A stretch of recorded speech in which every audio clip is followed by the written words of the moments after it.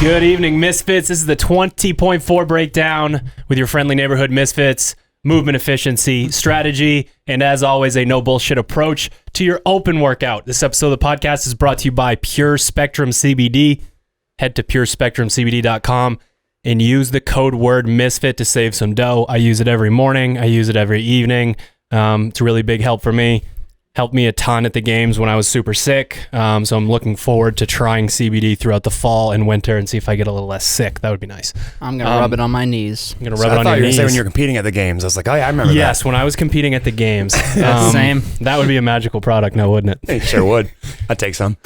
Also brought to you by Sharpen the Axe. Head to sharpentheaxecode.com and use the code word 20.4, all spelled out in letters, not numbers. Save yourself 15% off between right now and Monday when this workout closes.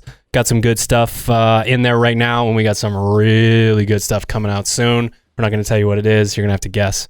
All right. Whoa. On to the fun stuff. Whoa. Hunter would love to tell you about TeamMisfit.com, Misfit Athletics affiliate program. Yo, TeamMisfit.com, all your affiliate coaching programming needs. We've got a new podcast out just recently. That's available on the site. It'll be available on the Misfit podcast here in a week or two. Couple podcasts to date, some new articles that came out, and as always, your programming. And if you didn't hear, we're coming to Sugar WOD very shortly after the Open. So if you are on Sugar WOD, will be available in the marketplace after the Open. Thanks. Beautiful. All right. Everybody's favorite part, the top 20 Misfit women, top 20 Misfit men, and then we draw some names and give out some free shit. We will start with the ladies. Caroline Connors, Alexis Johnson, Jessica Griffith, Elena Savage, Paige Semenza, Bianca Savarese, Gigi Sabatini, Erin Vandendriesch, Lauren Suver, Hannah Hardy, Vera Valdez, Jennifer McVeigh, Molly Moulane, Adrienne Villanueva, Lindsay Lee. You got it, bro. I believe in you. Say it. Mickey Nuccio, Diana Lamberti. Perfect. Emma Weddington, Kate Gosling. Chia. Kate, Misfit Gym Portland, still hanging out in the top 20. And Brendice Maria, Bjorn's daughter. All right. Shake it up.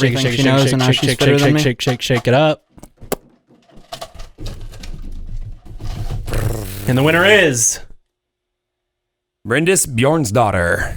Brendice Maria, Bjorn's daughter. Please email Jen with 2 N's at misfitathletics.com with your size and shipping address. You think I'd know them, the 3 Icelandic clients I have. I could speak some of their names, but apparently not. That's true. Top 20 men. Buongiorno. Nate Long, Brandon Luckett, Chandler Smith, Marshall Creed, Brody Scott, Jordan Cook, Holly Holgerson, Cody Mooney, Travis Williams. They are tied. Jen wanted me to point that out. Nick Matthew, Austin Spencer, Gio Contreras, Mike Wagner, Kenneth Hart, Josh Habeck, Will Carter, Logan Ewing, Brian Harris, Corby Foxall, and Lance Castle. All right. Shake it up. Wow, passing it around. Oh, that was the winner is one. My hand's too big. Marshall Creed. Marshall Creed. Jen with 2 N's at misfitathletics.com. Please email her your size and shipping address, and you get yourself some free stuff. All right, gentlemen. 20.4. You just did it. This is a different. Yeah, sort of. This is a different one. You guys have put up some pretty damn good scores on the other workouts, giving us a really good opportunity to figure out exactly what this is going to be like. So you're going to have to, as you both know, put your coach's hats on a little bit more in this one and talk a little bit more about, like, what if it was 75, 95, 135, 185? You know what I mean? Yeah. Right. Going sort of in that mode. The feedback that I have for you guys, just watching you go, didn't love the singles on 95. The barbell was dancing all over the gym. I think that there's something to the heart rate of that and the moving all around. Whereas even if you did like a 654 or something, I think touch and go makes a little bit more sense there. And I think even at the 135 for a lot of athletes, getting off the box jumps if they're bounding properly and really breathing, that they can snag some touch and go. Yeah. I mean, in retrospect, like looking at the workout, I knew box jumps aren't a particular movement I like very much. So I was like, all right, I got to manage my heart rate, because if I go back out of breath to that box jump, I'll be in trouble. If you're competing at a high level, you need to find a way to be calm in those box jumps, calm in those clean and jerks. Like you said, 6-5-4 is a great way to get through that. You do 6, you take 2 steps back, you breathe for a couple breaths, step back up to the bar, cycle your 5, same thing for 4, and then you get through that bounding box jump for the second set. Then you get to 135, and I think 135 you might start with a set of touch and go, and then transverse over to singles at some point, and just be like, all right, whatever keeps my heart rate lowest, because that's what climbed up really fast for me. I got through the first set of 30 and 15, did the box jumps, and I went back to the bar, and I was like, oh, I'll just muscle clean and push press the 135 too, and it felt a lot different just because my heart rate was so high. Right. So if you could manage that early on and stay steady on the 135, the workout really starts at 185, I think, for most of our athletes, in terms of, all right, now it's go time. You got the preamble out of the way, and now it's time to get to work. Yeah, I think for me, it was, I just knew 275 was going to be hard, so I had to slow down and make sure my legs didn't blow up. But for the people we're talking to, I think you're right. The 95 easily, like I even did kind of the Metcon style clean and push press. I think that's definitely, I think that's a good option, just to, because I think the front side of your body is going to light up, certainly more than the back side. And if you get a little bit of hinge action in those lighter bars, you might save kind of the front side of your body. Mm-hmm. So like a muscle clean or a Metcon clean and push press, even at 135 for somebody who's really strong. We've seen people do, I think it's probably dependent on how you feel most confident cycling the barbell. If it's the touch and go, do that. If it's the fast singles, we've seen people go through those just as fast as the touch and go reps. Right. So you have to know what's going to jack your heart rate up and what's not, and kind of where you're going to feel it later on in the workout. And then, yeah, I think the big thing for the barbell is just going to be staying on top of it. Don't get caught walking away. If you know you're going to end up squat cleaning at some point, consider maybe cleaning like the last rep of that bar before. At the very least, warm it up. Yeah, definitely warm it up. And yeah, for the fittest, it's you don't get to do the step ups. You don't get to do the moseying around. You don't get to do singles. You got to one of the things we did, kind of wrapping up into the open, is we had a lot of that Olympic lifting work where you're on the clock for 60, 90 or 2 minutes when you're instructed to do singles. Like when you get to that 185, you get that 225, that's a chance to put that practice right into work in this open workout. That's kind of what I was thinking about as I was moving through that. I was like, I did enough of those pieces and taught myself to do like a 1 step back, 1 step forward, or like a 3-2-1 in my head and grab the bar again. And I knew that going into this, you'd be ahead of me at that point, but I was like, all right, maybe I can make up some time on the barbell because I could keep myself disciplined like that. And I think either having a coach that, like we've talked about in the past, making sure that your rests don't turn too long, like last week with the deadlift, do something similar this week and have someone there counting you down 3-2-1, 3-2-1, so that you don't get caught standing around on those 225, 275, 315 bars. Right. So kind of breaking this down movement by movement, we've got the rebounding box jump for essentially everyone at the highest level, barring situations like you're recovering from multiple ruptured Achilles. It's a hoot. And a fucked up knee. Knee injuries, things of that nature. Alexis doesn't do box jumps like ever. So there are people in that camp, but speaking to the majority of people who are trying to get to the games, when you're thinking about this movement, you might be the person with the mobility, with that stretch reflex to get that really good rebound, but you're still kind of all over the place. The best advice that we can give is keep your torso out over the box. Yep. We'll shoot a video for you guys tomorrow morning, but it's really about when you hit the floor, your body's ready to just get right back onto the box. Yep. Otherwise, you would fall and hit the box if you were, trying to completely stop. You want to leave your torso all the way out over. You want, the toes to come down, heels to kiss, and then jump right back up. I don't want to say anything like if you don't do bounding box jumps, you can't get a great score in this workout. But done properly, they're easier. They're extremely easy. So we're talking a single leg movement directly following. Step ups to me just don't make any sense unless your heart rate is just absolutely jacked through the roof and you're trying to slow yourself down, but you want to keep moving. that would be a case where you could say something about step ups, but no, it's a time under tension thing. A proper bounding box jump is just a breeze for most high level CrossFit athletes.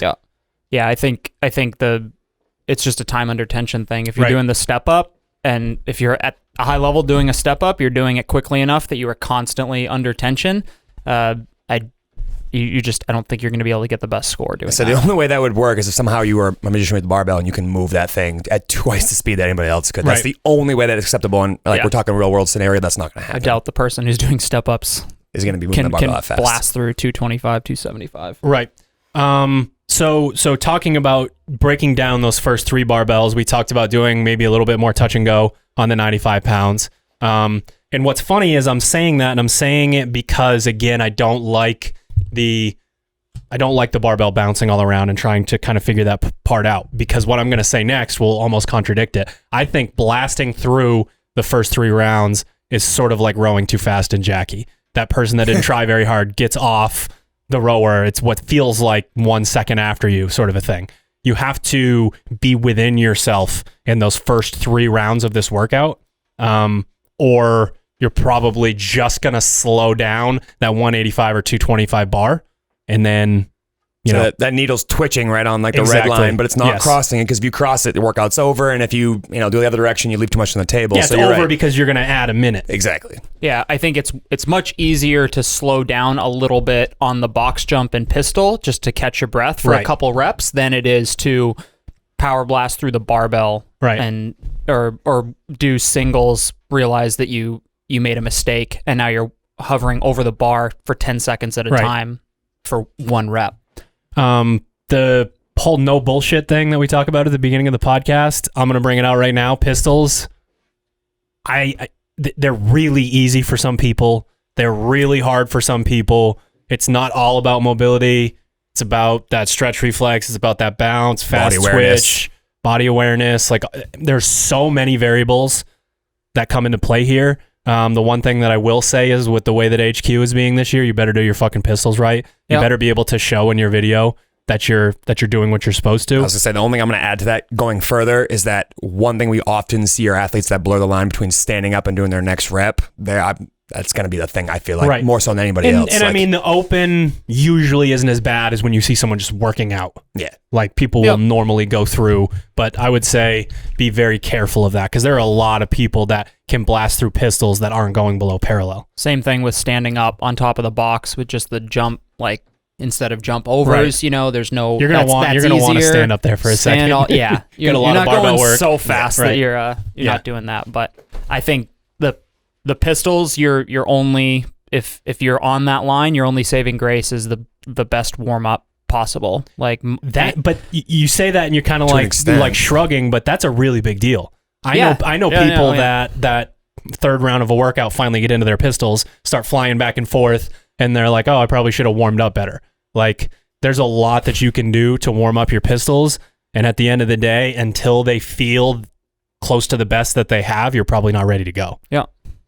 Yeah. I mean, at the end of the day, 60 reps is not, or 90 reps for the best is not that significant. No. After 90 box jumps. No. It's not that bad. And what I think is really good about the pistols in kind of this workout in general, in terms of strategy, is you can blast through that first set of pistols, because you're going to find out the 225 bar will talk to you a little bit. Yep. The 225 bar will say, hey, my legs are dead, or probably it's just going to be breathing. Like, clean and jerks feel kind of okay while you're doing them, and then when you drop them, it's just boom, boom, I boom, think boom. I think because pretty much everybody who's doing this for time will power clean probably through even 275 power clean and jerk. A lot of people, yeah.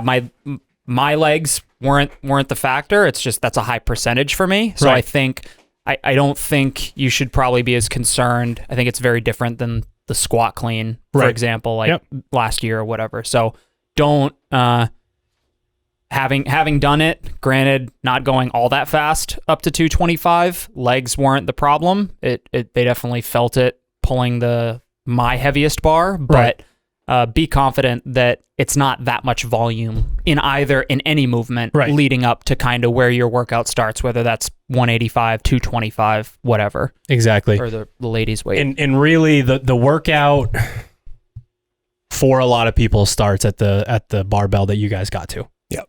I mean, Ben Smith was able to do his 275 round faster than his 225 round. I know it's 5 more reps, but it's a lot of weight.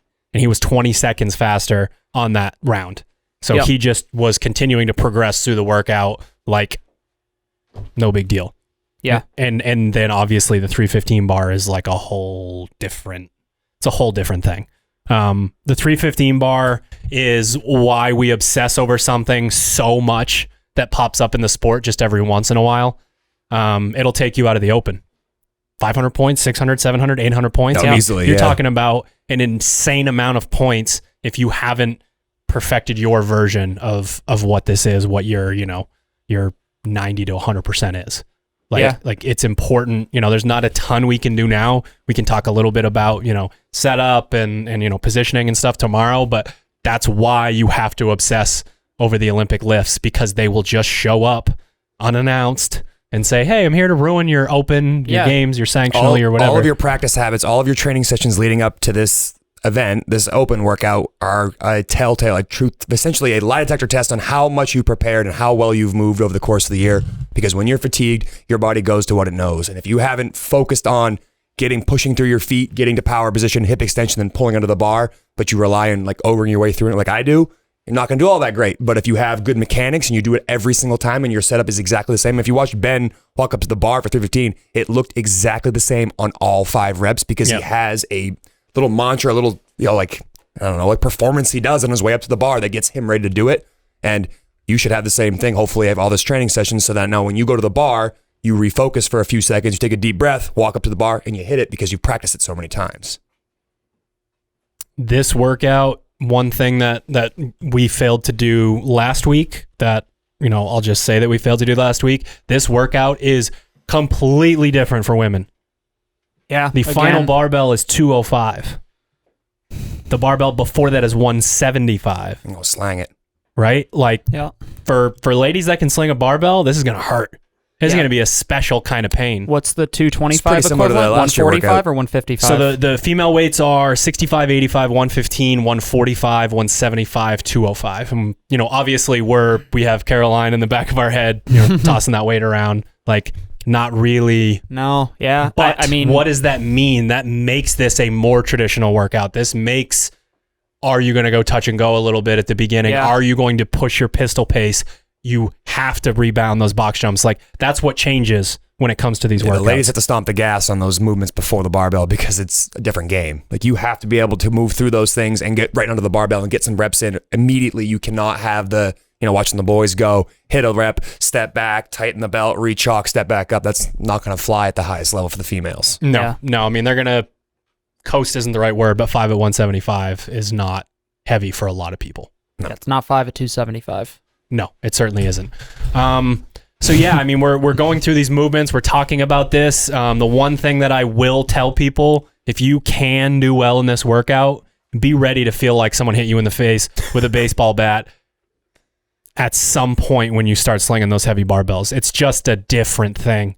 It's a totally different thing. The clean and jerk itself, it's one of the most beautiful things in all of sports, in my personal opinion. I just love that the clean is such a thing, and it's no, it's not over. Cool. Put this thing over your head. More holding your breath.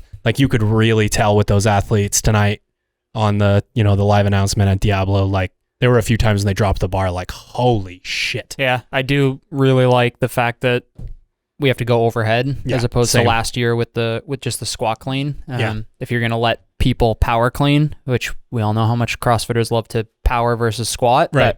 You still better be able to put that thing overhead. Yeah, and I love it. It is not light sitting in the front rack when you're 15 minutes into the workout. The only thing I'd say to that point is that when you get ready to put that bar over your head, especially if you get to those final barbells, make sure you're ready. When I went to the last bar, the thing I was saying in my head, take your time, don't rush, because it's one of those things where you get so far into the workout, you got 30 seconds left, you might be trying to get one single rep at 315, and if you rush your jerk and you miss, you're going to be pissed that you have to do all that work again to have one opportunity to do it again. in my opinion, you have to take your time on that setup and make sure that when you get ready to do the jerk, that you're ready to do that jerk. Don't just rush that thing, because I feel like both of you and I are in the same situation. We both hit the cleans relatively with ease, and they're like, all right, it's time to put this bar over our head. Let's make sure we do this. And we both had a sketchy rep where we were dancing around it a little bit. Yeah. Can confirm. I failed one. So really what we're saying here is this is a barbell workout.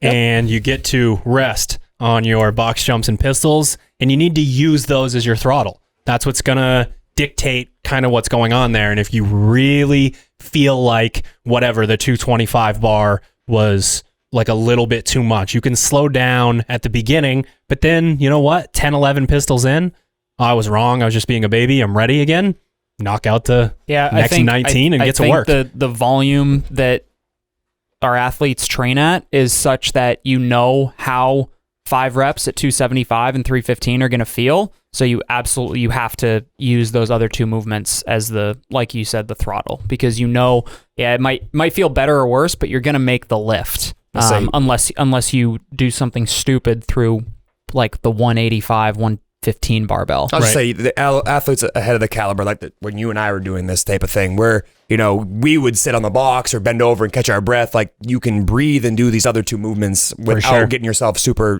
gassed. Where you and I were bending over, sitting on boxes, you can be pretty off. upright in both movements, really taking some wind in. They're a good movement to catch your breath on. They're not something bent over where you're uncomfortable and or a burpee, something like that where you can't breathe. Like this is one of those things where don't let yourself stand around on those 2 movements. Find a way to stay moving at all times. The rest that you get is before you go ahead and grab that barbell again for your 2nd or 3rd, 4th, and 5th rep. All right, ladies and gents, 20.4. Warm up your damn pistols, okay? Get Warm yourself up your cankles, exactly warm up where your you knee need to be. balls. We get a nice little primer with some burpee box jumps and clusters. We're asking people to do the cluster jerk, the 27-part movement. It'll put you through essentially every range of motion, though, that you need in this entire workout. And then we're asking people to warm up to the barbell before the final one that they think that they'll get to. Warm that up really well. Go through a squat clean, even if you can't even imagine yourself squat cleaning. Get your shoulder to overhead warmed up. Take some decent time in between the primer and the actual workout itself.